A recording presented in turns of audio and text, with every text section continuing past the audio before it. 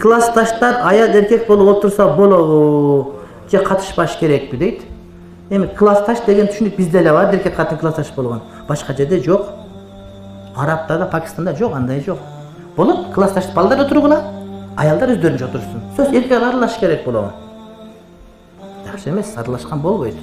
Кайра эркек отурат го, анан эркек бөлүнө келсе кээ бирде капа болот го. Ошол эркек ошол аялдардын ичинде бирөөнү жакшы көрөт, сыр өзү билбейт, аны жакшы көргөнчү кээдечи.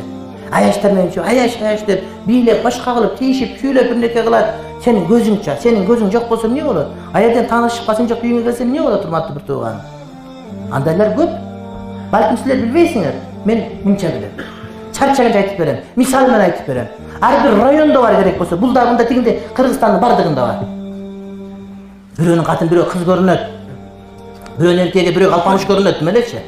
Өзү путу сасып бир алпамыш көрүнө берет. Бугачы, деп турган. Болбойт ал нерсе.